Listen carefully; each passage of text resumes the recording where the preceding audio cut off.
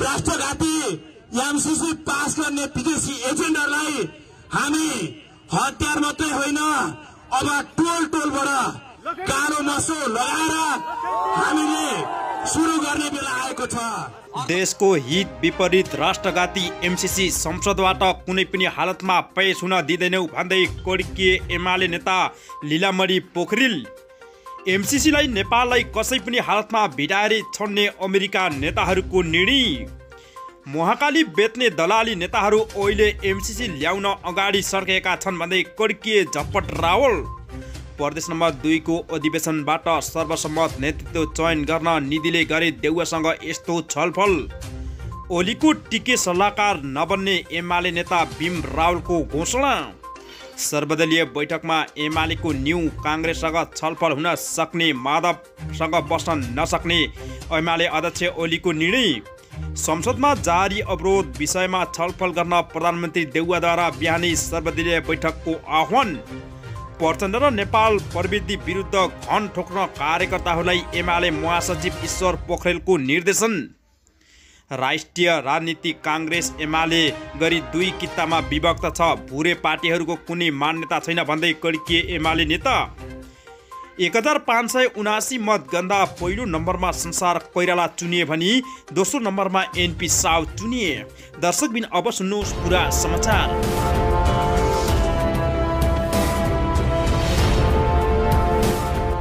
दर्शकबिन नमस्कार, स्वागत छ तपाईहरुलाई हाम्रो च्यानलमा। अहिलेसम्म हाम्रो च्यानललाई सब्स्क्राइब गर्नुभएको छैन भने कृपया च्यानललाई सब्स्क्राइब गरी हामीसँग जोडिनुहोला।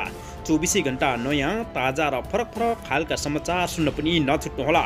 दर्शकबिन कहाँदेखि हेर्दै हुनुहुन्छ तपाईको सुझाव सल्लाह र प्रतिक्रिया कमेन्ट बक्समा दिनुहोला। दिनभर राजनीतिका विशेष ताजा र महत्त्वपूर्ण अपडेट लिएर हजुरमाझ उपस्थित भएका छौं। सबै समाचार उत्तिकै विशेष र महत्त्वपूर्ण हुन्। भिडियो अन्तिमसम्म हेरेर सक्दो शेयर गरिदिनुहोला। दर्शकबिन अब लागौं आजको पहिलो समाचारतर्फ। सरकारले एमसीसी सम्झौतालाई अनुमोदनका लागि संसदमा पेश गर्ने तयारी गरेका बेला माओवादी केन्द्रका प्रभावशाली नेता लीलामणि पोखरेलले माओवादीले कुनै पनि हालतमा एमसीसी संसदबाट पेश गर्न नदिने बताएका छन्। डीसी नेपालको प्रस्तुति द बीच टकाउमा अर्जुन दाहालसँग कुराकानी गर्दै नेता पोखरेलले आफूहरूले एमसीसी संसदमा पेश हुन नदिने बताएका छन्। माओवादी अध्यक्ष पुष्पकमल दाहाल प्रचण्डले सुरुको सम्झौता लागू गर्ने र सर्वदलीय बैठकको निर्माण मान्ने अभिव्यक्ति दिइरहेका बेला अध्यक्षसँग मत बाजिने गरी पोखरेलले यस्तो अभिव्यक्ति दिएका हुन्। अहिले एमसीसीलाई संसदमा पेश गर्ने तयारी भएको चर्चा सुनिएको छ भन्दै तर एमसीसीलाई हामी संसदमा पेश हुन दिँदैनौँ भन्दै पोखरेलले भनेका छन् भने एमालेले आफूहरूले बाहिर बसेर सरकारलाई समर्थन गर्ने र एमसीसी अगाडि बढाउन भनिरहेको तर आफूहरूले सम्झौता संसदमा पेश हुन नदिने भन्दै कड्किएका छन्। पोखरेलले एमसीसी सम्झौता संशोधन नगरी पारित गर्न नहुने पार्टीको आधिकारिक धारणा रहेको जनाएका छन्। दर्शकबिन शुक्रबार माओवादी अध्यक्ष पुष्पकमल दाहालले प्रधानमन्त्री शेरबहादुर देउवालाई भेटेर एमसीसीका विषयमा छलफल गर्न सर्वदलीय बैठक बोलाउन समेत आग्रह गरिरहेका थिए। अब लागौं अर्को समाचारतर्फ। अमेरिकी सहयोग परियोजना मिलियन च्यालेन्ज कर्पोरेसन अनुमोदन गर्न नेपाल सरकारले प्रतिबद्धता व्यक्त गरेको एमसीसी बोर्ड बैठकले जनाएको छ। 14 डिसेम्बर 28 मङ्सिरको एमसीसी बोर्ड बैठकपछि अमेरिकाको वाशिंटन डीसीमा बुधबार जारी विज्ञप्ति अनुसार एमसीसी अन्तर्गतको 50 करोड अमेरिकी डलर अनुदान सहयोग अनुमोदन हुनेमा विश्वस्त रहेको जनाएको छ। एमसीसी परियोजना अन्तर्गत विद्युत प्रसारण लाइन र सडक पूर्वाधारका लागि प्रतिबद्धता जनाएको आर्थिक सहायता दैनिक समीक्षाले उल्लेख गरेका छन् भने बोर्ड बैठकमा नेपाल कम्ट्यान अनुमोदनको समीक्षात्मक छलफल भएको बनाएको छ। नेपालमा एमसीसी अनुमोदन हुने कि नहुने भन्ने अनिलमा भइरहेको बेला एमसीसी बोर्ड सकारात्मक देखिएको हो। बोर्ड बैठकको वार्षिक समीक्षामा एमसीसी छनौट भएका विभिन्न देशको नीतिगत कार्य सम्पादनको विषयमा छलफल भएको जनाएको छ भने जसबदले नेपाललाई दिएको एमसीसी अनुमोदनको काम प्रगति विषयमा छलफल भएको जनाइएको छ। एमसीसी बोर्ड नेपाललाई दिएको अनुमोदन हुने निश्चित भएको सन्देश दिइरहँदा यता नेपालका प्रधानमन्त्री शेरबहादुर देउवाले सर्वदलीय बैठक राखेर एमसीसी अनुमोदनका लागि पहल गर्ने तयारी थालेका छन्। अब लागौं अर्को समाचारतर्फ। अमेरिकी परियोजना मिलियन च्यालेन्ज कर्पोरेसन अघि बढाउने विषयमा सत्तारूढ दलहरू सक्रिय भएपछि फेरि एकपटक राजनीतिक तरङ्गित मचिएको छ। संसदको यसै सिजनमा एमसीसी पेश गर्ने तयारी भइरहेका बेला सत्तारूढ दल र प्रतिपक्ष दलका नेताहरूले विरोधमा स्वर निकाल्न थालेका छन्। एमाले सांसद झपट रावलले एमसीसी भित्रको रणनीतिक योजना तथ्य लुकाएर विकास परियोजनाका नाममा प्रचार गर्न थालिएको दाबी समेत गरेका छन्। उनले सन्धिका नाममा महाकाली बेच्नेहरू नै अहिले एमसीसी ल्याउन मरिरहेको गरेको आरोप समेत लगाएका छन्। एमसीसी भित्र रणनीतिक योजना रहेको तथ्य लुकाएर विकास परियोजना भन्दै एकहोरो प्रचारमा लाग्नेहरू असलमा दलाल हुन् भन्दै उनले भनेका छन्। महाकाली बेच्दा पनि दलालहरूले अनेकौं दलित पेश गरेर थिए भने सन्धिका नाममा महाकाली बेचियो भने महाकाली बेच्नेहरू नै अहिले एमसीसीका लागि दलालीमा उत्रेको उनले उल्लेख गरेका छन्। अहिले दलालहरू विकास परियोजनाको आवरणमा एमसीसी मार्फत देशलाई रण मैदान बनाउन चाहिरहेको भन्दै उनले भनेका छन् भने दलालहरूको अभिष्ट पूरा हुन नदिन देशभक्त सचेत नागरिकहरू एकताबद्ध हुन समेत जरुरी रहेको बताएका छन्।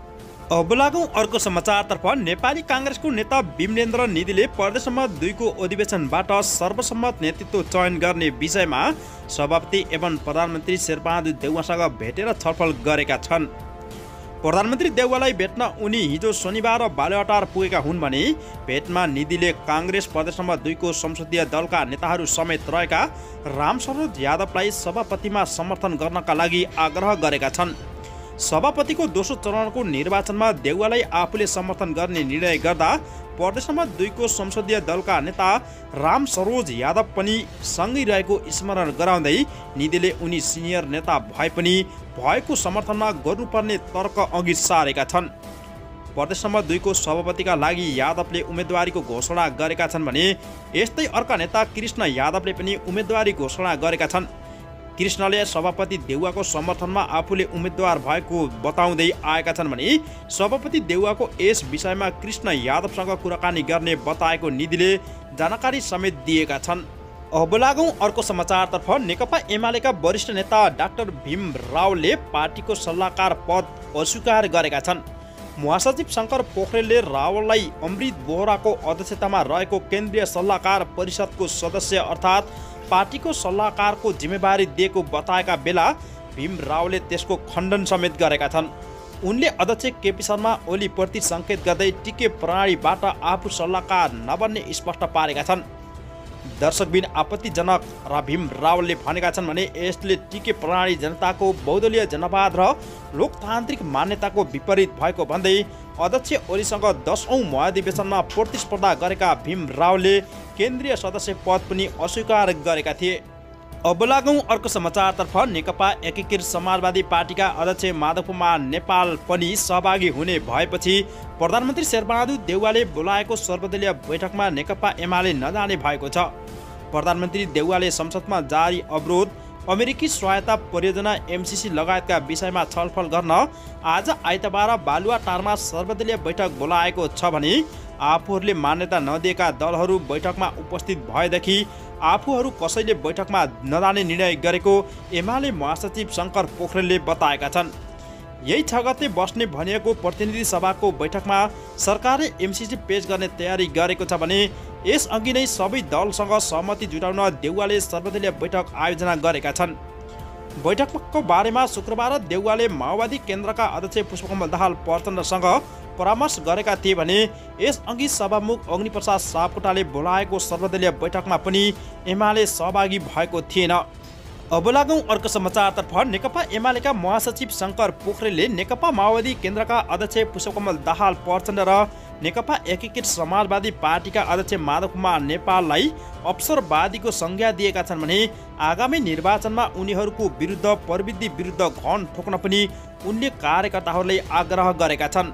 दाङमा कम्युनिस्ट नेता स्वर्गीय श्रीमती आचार्यको 14औं स्मृतिलाई सम्बोधन गर्दै महासचिव शङ्कर पोखरेलले प्रचण्ड र माधव नेपालले प्रविधि नेपालको कम्युनिस्ट आन्दोलन भाग्य र भविष्य विरुद्धको प्रवृत्ति भएको बताएका छन् भने प्रचण्ड र नेपालले जनमतमाथि गद्दारी गरेको आरोप लगाउँदै उनीहरूलाई सजाय नदिने हो भने भोलि फेरि अवसरवाद टाउको उठाएर सामुन्ने आउन सक्ने उनको दाबी रहेको छ।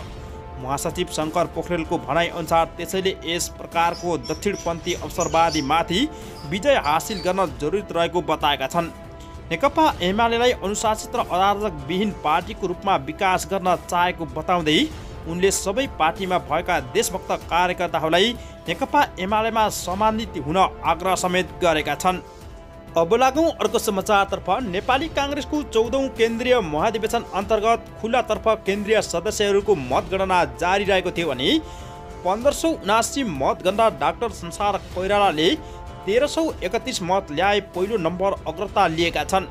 यस्तै दोस्रो स्थानमा एनपी साउदले 1022 मत ल्याएका छन् भने तेस्रोमा बालकृष्ण खानले 947 मत ल्याएका छन्। अब लागौँ अर्को समाचारतर्फ। नेकपा एमालेका महासचिव शङ्कर पोखरेलले जनमत र जनतामाथि गद्दारी गर्ने नेताहरूलाई सजाय दिनुपर्ने बताएका छन्।